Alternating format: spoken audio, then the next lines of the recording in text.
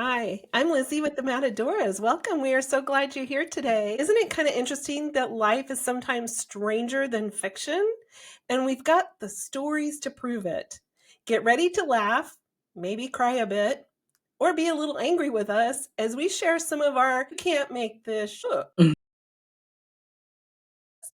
I also want to say we not only is Deana here with the Matadoras, but we have our sweet friend Jen, who's also going to share some of her stories. And yes, she and I had shared an ex, and Deana and I share an ex. So this Not can't the get same. Not not the the same. same ex, Two no, No, different guys. Two and not different at the guys. same time, remember it's a right? Venn So diagram, but Yeah. way too much in common.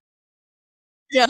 and we do find that all three of us are very similar, which makes it kind of fun and makes you realize also that they do have a type. And you know what? We know that when we walked through some of these stories we're getting ready to share, we know that if you're walking through some of these things yourself, we do know that these are very painful. And that each one of us, or any stories that we're sharing, they probably came with a lot of pain.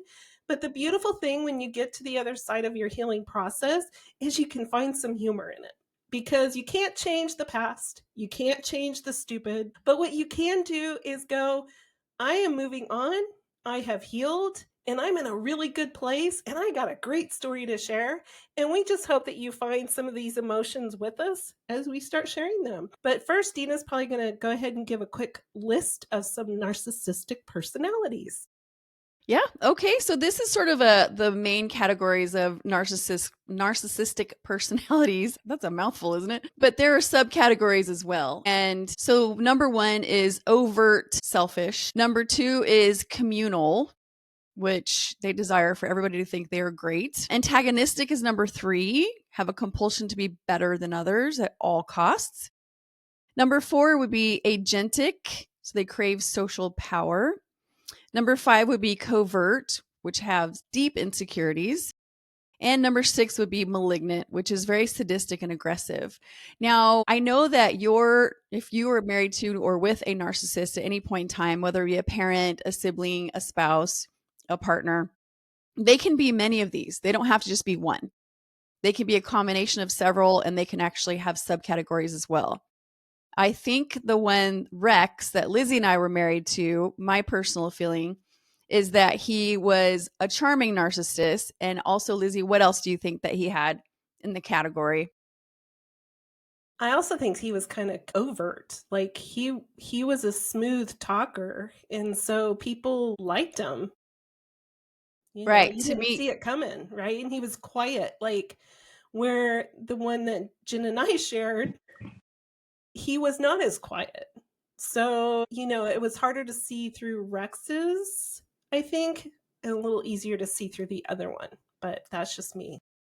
yeah, I agree. I think that he was very charming, and people just did not believe that he was the person that he was. It really took you getting to know him to realize that he was that way. Even neighbors that he lived nearby from the time he was a child, they couldn't believe that he was anything more than just a wonderful kid and, a great person, great young man. Nobody believed any of that. So the charm was really intense. And then, but yet, if you crossed him, he would just bow up and rage. So there's where some of the overt and even maybe sprinkled in with some malignant narcissism in there, because he could hurt you and cut you down to pieces, and he didn't lose any sleep over it. Well, and I was about to say, I definitely saw the sadistic side of it because of just, I mean, that takes a very creepy person to have multiple relationships and, yeah, and not care that he's Well, yeah, he hurting. lived a double life with you. He was married to you and courting another woman and her children and getting to know, his future mother-in-law in that relationship, and making her think he was single and making you think he was faithful. And yeah, that's a whole nother level. That's a whole nother level. It's crazy. And then some. So, And then the narcissist that I was married to and who Lizzie also dated for a while and was engaged to at one point, he was definitely the communal type where he really expected and thought he could win over pretty much anybody and everybody. And if you didn't know him very well, he could do that. He was very charming. Some of the funniest things he would do is anywhere we would go with a little waiter or waitress, he would charm them with simple little questions. And he did this repetitively, so it really worked for him. His favorite thing to ask them is if they were an athlete. And if they answered yes, then he would guess what sport. And then he would want to know what high school they went to. And he always knew the mascots from their school. So they always thought he was like this magical, super nice, sportsy guy. And I would just sit there and think, everywhere we go, he did this exact same thing. And he would do it with older people too, but always with young people. And I just got really tired of hearing it. At first, I thought it was pretty interesting, but he couldn't remember anything else, but he could always remember those. So he was definitely a communal guy, could definitely be antagonistic. If he was in any kind of a situation where he had to prove himself or be aggressive, he was definitely the most. He had to be right all the time. He had to prove others wrong at all costs. Didn't matter if he was really right or wrong. They're very much like some very public people we all know that just have to be right, and it doesn't matter what the facts are. And he will talk somebody down until they give in and just agree with him. And then definitely the covert. He behind closed doors, he was very insecure, and so that made anything I said in public up for scrutiny, because how dare I make him look bad in front of others? And even if I was telling the truth, something totally simple, but he was clearly a covert. He hid everything. He was very good at turning it off as soon as the door rang or a phone rang. He could instantly stop the raging. But boy, when he turned it on, it was almost always in a private setting, at home or in the car, and it was brutal. So yeah, and I'm guessing that some of our other listeners have experienced that. I was kind of thinking when you were saying when the doorbell rang and he would just click, I'm okay now, I'm back to normal. I was thinking about when I was leaving and he was raging at me as I was packing, because I tried to pack everything that I could before he got back home. Obviously, I didn't make it, but the minute I started recording, or Yeah. I had Deana on FaceTime, because I was like, this could get ugly. So Yeah. I And you knew were leaving him, and you were yeah, leaving him. So you were, yeah. So he was yeah, raging at you while you were packing your things because he knew he'd lost control. Yeah. yes. And so I laughed inwardly, even while I was packing with Deana there, and I'm hearing Deana and her husband and her daughter-in-law talking, and it's like, and then I get this whole thing how I went through all of his money, or all I do is, he should have charged me so much for rent that he gave me such a great deal. I And I'm can't believe he gave you made saying you that pay with a any. tongue in cheek. It's his house. And I'm like, are you freaking kidding me? And then I was like, I looked at Deana and I'm like, it's kind of amazing how both of these guys, Rex and Jen, your ex, how they both accused me of going through their money, because even Rex told Deana and or his kids that I went through $100,000 of his money, which is so laughable. I'm like, what did I do with it? There must be something wonderful I got. But if y'all find out what I bought, would you let me know? And that's what that kind of reminds me of, right? Hmm. Yeah. And that's kind of the point where all three of us have been through this horrible time, and it took us a long time to heal from it and get better and be able to tell our story. So we're not making light of what had happened. We just want to tell these things in helping others to realize there is light at the end of the tunnel. You will get over all of this. You will someday, some of these stories, be able to see how just absurd your life was and the things that you were putting up with because you thought it might be normal, but it's not. Those are not normal things. When, if we chit chat about some of these things that have happened in our lives, it's not normal. Normal guys don't do this stuff.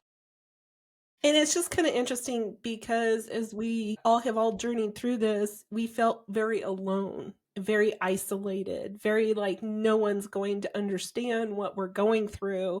And Hmm. so a lot of times we would kind of hold it in for a long time because you can't make this. No. You just And even can't. if you try to joke them out of it, like while it's happening, it's so absurd. You're saying to yourself, maybe I can make him laugh about this, but they won't. They No. will not stop and laugh because you are taking them down. You are making them look bad. You are not thinking they are the most wonderful, smartest, most amazing person in the world because you're dissatisfied with their behavior. Yeah. Yeah. No, that's really good. Yeah. So, Jen, can you give an example of when they like when they will not answer a simple question? Because I know you've got some. You know, it was so often that he would start in about something and he was convinced that there was this something's very wrong and people are just not getting it, and he would just keep going and he wouldn't answer a simple question. And it's something that I've learned in doing the learning process to help heal, is that this is very common. He just could not handle. So, for example, little simple things like he'd go to return stuff all the time. And we're talking about clothes and shorts and shoes and golf stuff and whatever. And he would go to the person. And if he had the receipt, usually it went okay. But even that, sometimes it was past the expiration or whatever. And he had so much of it because his style was to just buy a bunch of stuff and then take it home, try it on, then take it all back. And these poor little clerks are just trying to do their job. And as soon as they ask for something as simple as, well, we need your ID. Nope, not giving you the ID. You're going to put it in a database. I'm not going to, not going to give that to you. And they're like, well, I can't do my job. And nope, yes, you can. Get me a manager. And he'd start screaming about that. Next thing you know, we have a scene and all these people are in the line waiting behind. And he did not care. He was right. They were wrong. He wasn't going to answer their questions. He was just going to pepper them with the demands. And he always got his way. People gave in to him every time. Well, yeah, it's scary when you're getting threatened or yelled at or, Hmm. just the way they demand that. It's I could see that. Yeah, I've seen it a bullying. There's a couple. lot of bullying with narcissists. A lot of bullying, and some of them are private and they only bully their family, Yeah. and others will just bully anybody that doesn't give them their way. And especially if he thought he was not likely to see them again. So, Mm, another very simple story would be every time we went to a hotel, if we were traveling and we were in a hotel, we would get there and we'd go to check in. And I got so conditioned by this that I stopped unpacking. I never would unpack anymore. So we'd get to the hotel room. He would get the room. He would be schmoozing the poor little desk person with the where'd you go to school and what's your high school at? He would do the whole thing with them. Then we, what's your mascot? yeah, He has what's a your script. mascot? School? What sports you You're like in play? France, and he's like, "What's But your didn't matter. mascot? What's your Didn't high matter. school mascot?" Yeah, didn't matter where we were. So then we would get to, well, it was never in Europe for one. He would never go to Europe. But basically, so then we'd get to our hotel room and he would scope the whole room out and find something wrong with it. Always, always. I don't care how nice the room it was, there was always something wrong. So then he'd call down and in the beginning of our marriage, I would start to unpack, and then I'd realize he's starting to find something wrong. So I had to put my stuff back in my suitcase. So after a while, I just would come in and just sit on the chair and wait. And he'd say, what are you waiting for? I'm waiting for you to find something wrong with the room. And he would. And so then he'd call down and he'd argue with whoever's at the desk about whatever he found that was wrong with it. And he would just harangue them until they offered us another room. And it always had to be a better room, an upgrade of some sort that we weren't going to pay for. So then they would, do you need help with your luggage? And they'd come, the whole thing. So he did this everywhere we would go. And I became just completely embarrassed. I would never even walk up to the check-in anymore with him because I knew sooner or later he was going to berate that poor kid. But I could see from a distance that he was doing the thing. What'd you play football? Where'd you play? That would be the thing. But it was a bad thing. And then if he really couldn't get what he wanted, he would lie and tell them that we had an emergency at home and we had to leave, and he wanted full refund, and then we'd leave and their vacation would be over. The other thing that he would do is he would always, if the room was decent, then he would lie and tell them it was our anniversary or that it was my birthday. And they would always send up something nice for that. And he just would take advantage of it all the time. And he didn't think Gosh. anything of this. This was something that he thought was smart to do. And if you don't ask or you don't, put them in the spot of that, then you're just stupid. So you should just be getting these things. Which I'm kind of laughing because then, as we've told before about this, then he'll go, when you get upset about something, well, let's just pray. Oh, yeah. Well, that we never had to pray for because he always just bullied people into the thing. But we would have to pray if I got mad at him and said, this is wrong. Don't do this. Stop using me for this. And then I would get worked up. And, we all know about the rage that we can get from reactive. And then he would switch and want to pray. And he's going to make it all good. Wasn't that weird though? Wasn't that like a weird atmosphere to pray in? Oh, yeah. You know what I'm saying? Like you're furious with him because you're just like so tired of his shit and you're embarrassed I and was usually crying by then, too. yeah, horrified, embarrassed, like just over it. Plus now your vacation's ending. That's awful. I mean, at Yeah. least you get a little vacation I time. don't even know why I kept thinking that the next vacation would be good, but it goes back to the whole idea of the fantasy, the fake future. That it's all fake, doesn't matter, but we fall for it. We think that this time they promise you the world, they promise you a wonderful trip, and so I give up and I go, and then this stuff happens. Well, and I And think then when you prayed, it didn't get any better. Oh, even though you no. prayed all the time. Look, I prayed And I think alone, but I prayed, and I was about to say, I think the praying aspect in that situation was very manipulative. It wasn't because absolutely. let's really Of come to course. God and let's really pray Of about course. this. It was, this will make me look better. Make This me look will better, shut humble you you. up. Yep. Shut you up. Mhm. Yep. Not Oh, me. Not you. Not anymore. no, that's, yeah. So what about a special occasion? Because I had to kind of think, my first husband believed all like Christmas and birthdays and everything were a sin and were evil and satanic. So we didn't have those with them. So those really weren't fun. To my boys, they were awful. That's horrible. It is horrible. It Mm. absolutely is. And I think, like I said, the first Christmas we had without him, that was the first time that my boys got to put up a Christmas tree in our own house. Yeah.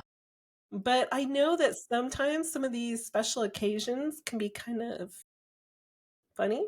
Does anybody have one they can share? Deana, do you want to share? I feel like I'm dominating.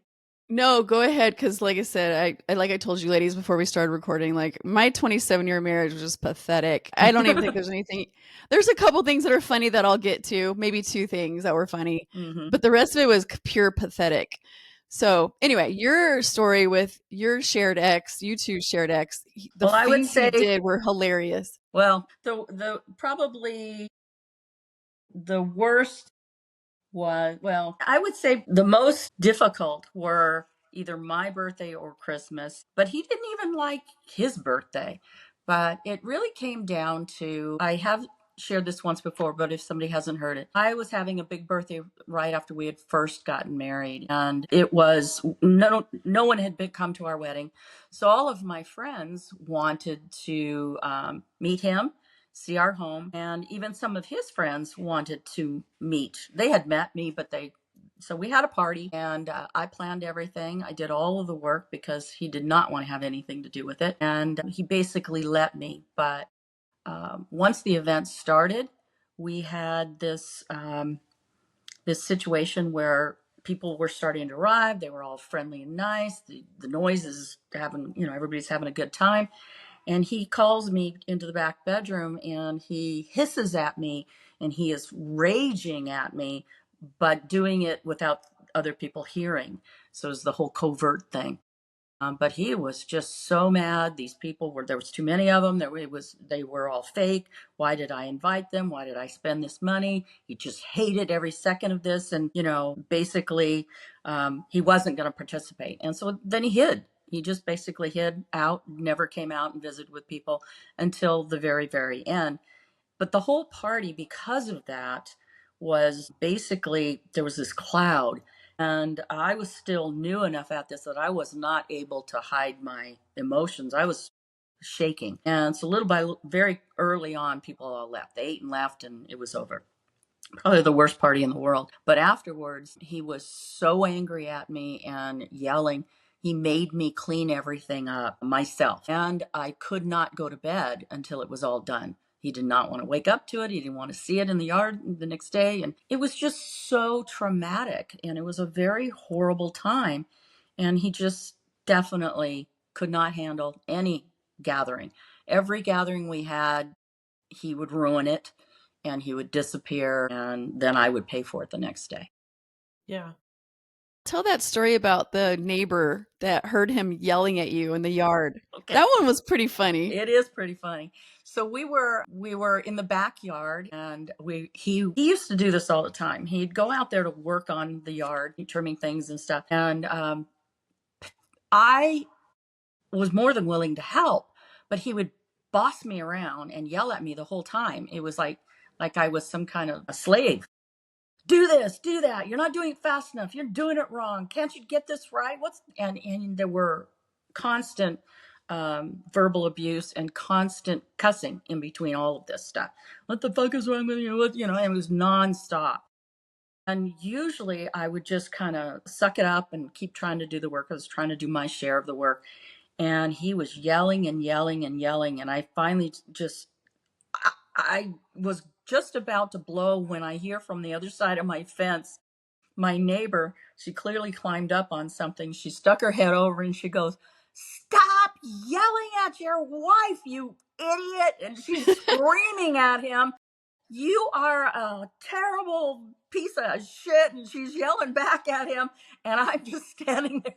So I go into the house mortified because I can't believe my neighbor now knows what I'm dealing with. And he's just like, "Whoops, I have been caught." Yeah. And then what he did afterwards, he pouted for the next couple hours so that I ended up comforting him. Poor baby. Oh my gosh. That's what they do, though. Rex Yeah. did that too. Like when I found the text messages when we were supposed to go to his oldest daughter's wedding, he like acted like the victim. Mhm. 100% the victim. And I'm sitting Yeah. here, I mean, at that point, it's like, I was excited to go, and then it was like, I don't plan on going, but I ended up going, even though we didn't really go to the wedding. Yeah. But I thought, this is crazy. I didn't text these women.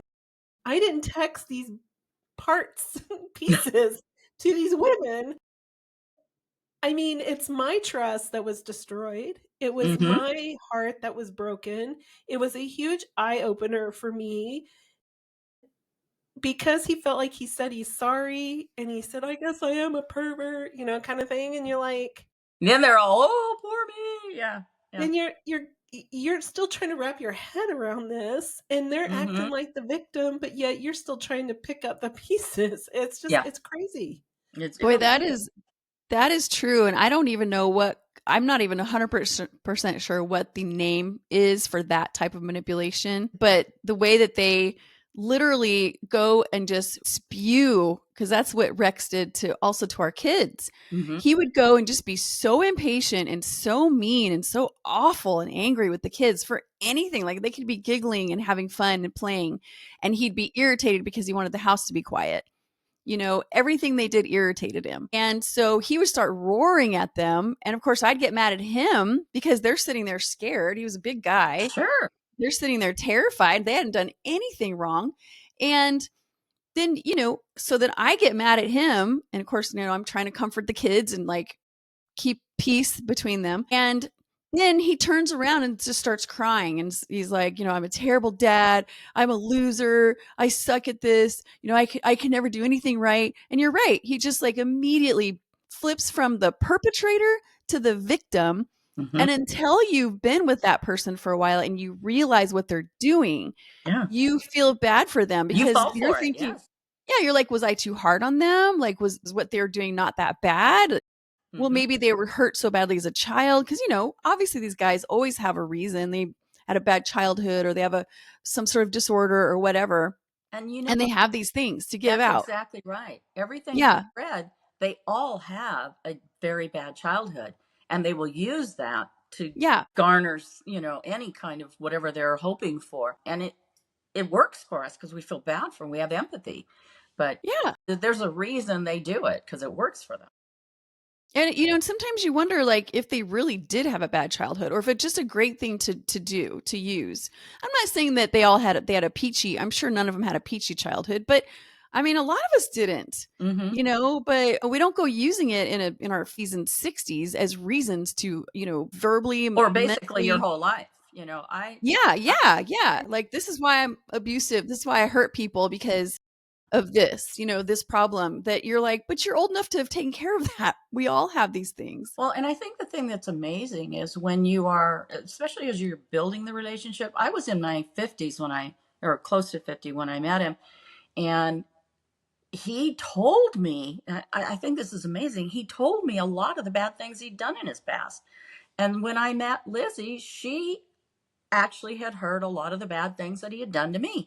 So they tell them, trying to spin this, I'm so bad and I'm working on myself and I'm better now and things are good, that whole fake fantasy part of the future that is not really going to happen. But they do use it, and it doesn't matter at what point in their lives.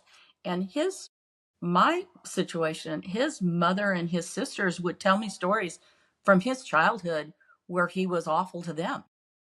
And why I didn't go red flag, but by then I was stuck, but Yeah. I would say, um, he would make these problems and he always created chaos. And in learning the research about this whole phenomenon of being married to a toxic narcissist person or with narcissistic traits, they have consistently, they lie, they blame you for everything, constantly using people's weaknesses, they want everything their way. And the more you learn, the more you realize those situations that you were dealing with when you were with them fit right into these molds. And that's the main reason we're telling the stories. Probably one of the things that used to amaze me is, my ex loved baseball, and I loved going to baseball games too. So for quite a while, we kept trying to go to baseball games. And I got to finally to the part, after I tell you what he would do each time, where I refused to go, even though I loved going to baseball games. And once I had ended and healed, I was finally able to go to games again with my grandchildren or my son and others. But he really traumatized me for games for a long time. So we would go to these games. We would have pretty good seats because he always would pick good seats, but it was never good enough. He would look around and he would see a better seat, or maybe the sun was in our eyes for a little bit. It hadn't moved yet or whatever, but he would make some kind of a scene. So first thing he would do is he would do like the hotel room thing, find something wrong, and we had to move. And he would always move to where we didn't have tickets. And so He did that sometimes with me too. sometimes you get caught at it. Sometimes you don't. And that's why he played the odds. But we would always move into these areas. And God forbid the poor usher who came and was moving us, because it never went well. He would, I don't know whether it was a shame that came on at getting caught or his sense of entitlement that this seat's empty. I want to sit here anyway, or sun's in my eyes and I have to, he had an excuse and a rationale, and he would make such a scene that it was pretty awful. We got this close to being kicked out many times, many times. And then the other thing he would do is wherever we did finally sit, if there was somebody near us who was eating noisy food or talking to their people they were with or anything that distracted him, something that made him annoyed, and he could not let it go. It was impossible for him to let it go. As soon as I saw him start that cycle spinning, next thing I know, he was going to pick a fight with that person over something. He was going to say something insulting to some guy's wife, or he was just going to do something so embarrassing that it all blew up. And again, The ushers would come, we'd get almost kicked out, or they'd move us. But it blew me away how he could, once we were removed from it, and he would schmooze that usher with the whole, where'd you go to school? What'd you play baseball? And next thing you know, he's friends with them. And meantime, I'm embarrassed and can't believe that we went through this. But those are the kind of events that were on a regular basis. And now I can laugh about it. But at the time, it was always awful. And I finally got to the point where I said, I love going to games, but I'm not going with you anymore. I'm just not. Yeah. That's And so now you smart. can actually rent a car because you couldn't rent a car. He got kicked out Oh, we got kicked out of the budget rent-a-car forever. That was forever my favorite for part. life. We can never rent a car from Budget Rental Car ever again because of his behavior. And I just looked at him like, wow, that's bad. That's You you can't know, pray they're your way out Really? of You can't pray your you way. can't You can't make this stuff up. yep, It's like, yep. wow. Yeah. Even God's not helping you here. And Jen, are you still banned? I'm not. He is. Okay. Yeah, So he's I banned for have to, life. He's yeah, life. and I had to And if laugh I because would rent a car, if I put his name on it, they would know it was flagged. So if I rented a car, I could only be the only driver. Well, that was never going to work. So we always had to rent from somewhere else. right. And when we were dating in the beginning, he told me that story. It's amazing how they tell you just a little bit so they can seem like they're transparent. And they'll be like, I was very angry. And then Rex did the same thing to me as well. Like, he wasn't completely faithful. He even told my dad, and my dad was like, so is there anything I should be concerned about for my daughter to go through this with you? And he's like, no, I'm good. But just enough transparency that you Yeah. think everything is okay, and it's not. It makes them look like they're a repentant, that they're sad about it, it makes them look humble, and it gains your trust in a weird way. It Mm-hmm. And so I does. think that's why we It have to be does. careful. Yeah, we have to be careful about people that we're dating that, will look at you and be honest about some of their shortcomings. And it just, because I remember Rex got up in front of a whole congregation more than one time and weeping, literally tears streaming down his face, told them about how he cheated on me all the time and how he couldn't believe that he did that. And of course, he was a changed man and God had delivered him and healed him from this. And he's literally like just Yeah. up there bawling. And, you know, people came up and were just like shaking his hand and thanking him for telling his story. And even at that time, I thought he had also really finally like really hit the floor and Mm-hmm. was, changing, because he used this new tactic. Before, the tactic was deny, deny, deny, roar, yell at you. How dare you ask me? What's wrong with you? You're insecure. Then he flipped the tactic when that didn't work anymore to weeping and admitting it and coming up with all these things. And it got him so much attention. It was like the perfect thing to do. People were Yeah. just like, what a wonderful man of God. You're so lucky.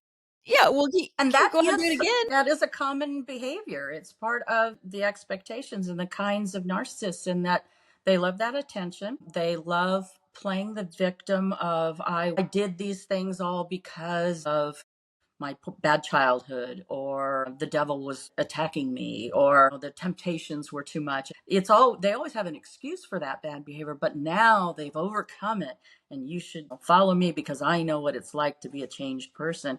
And they felt good about themselves.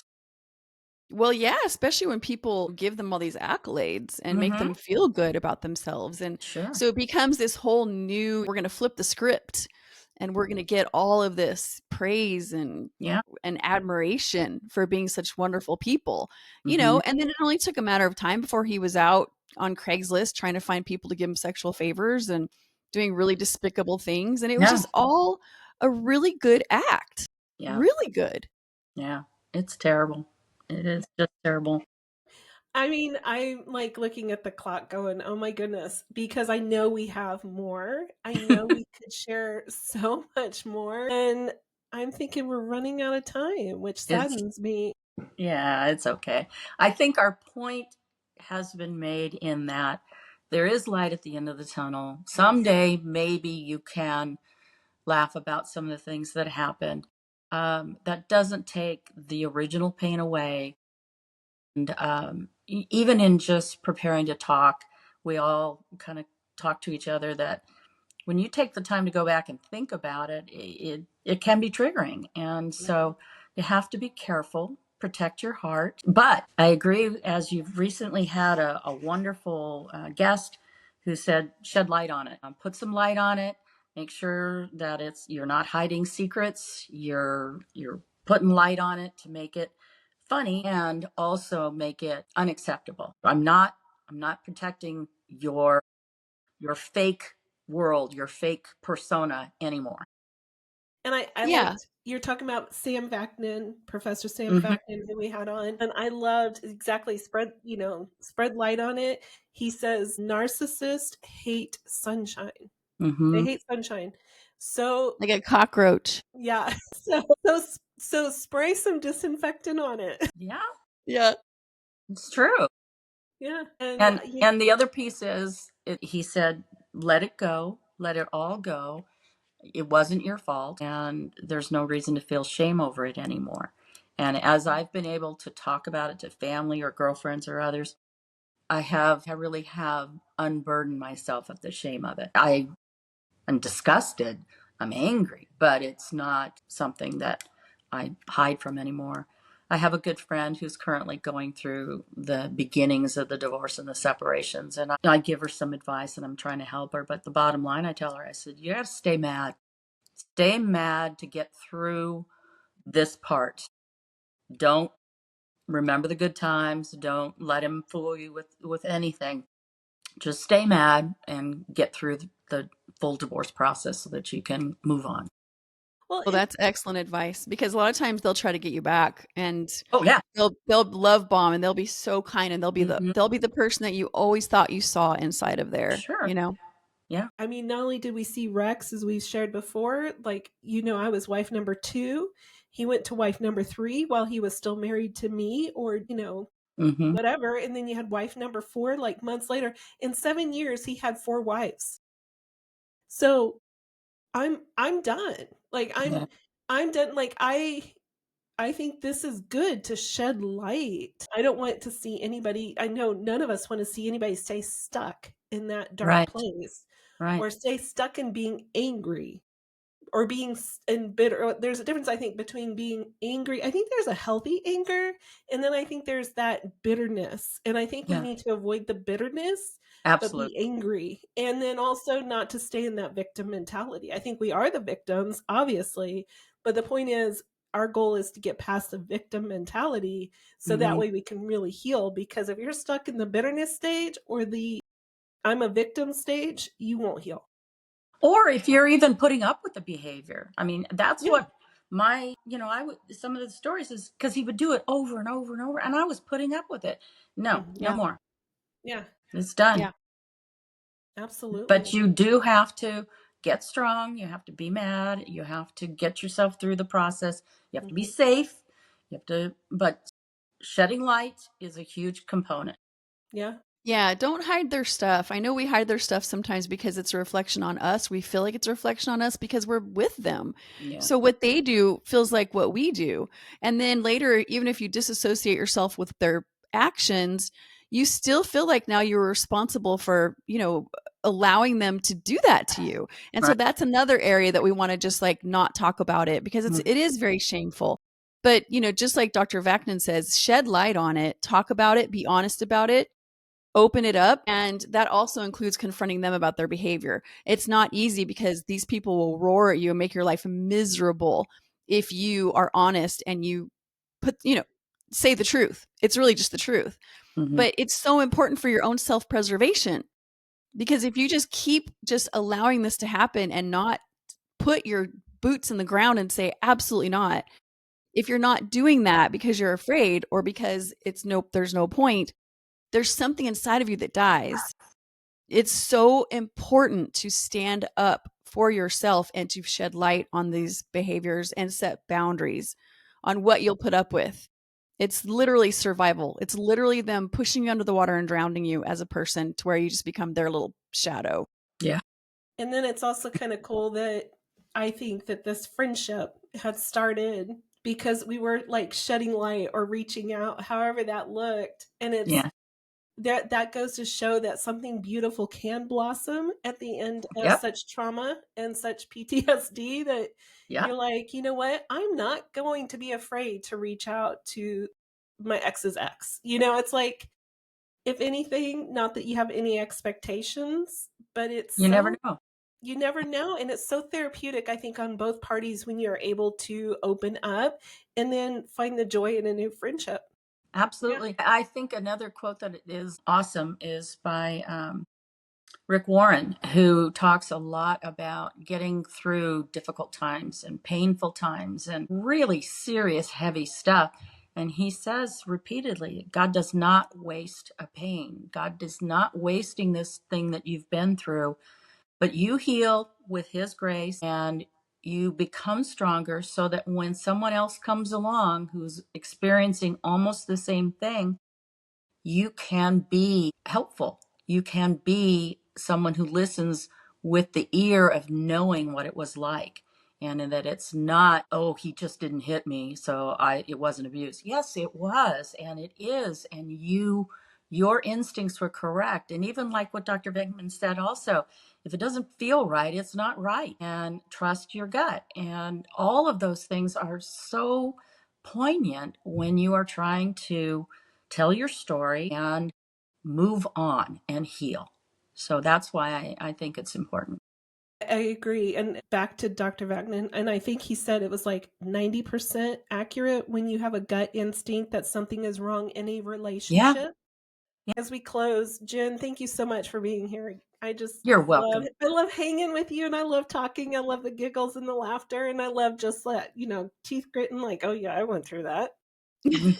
But on the other side, thank you for being with us. And You're then welcome. if you are listening, just go ahead and maybe in the comments below or wherever else, just state maybe something that you might have gone through that may have been awful at the time, but now you find a little humor in it. And just know that we love you guys very deeply and we thank you so much for being here. Thank you. Thank you.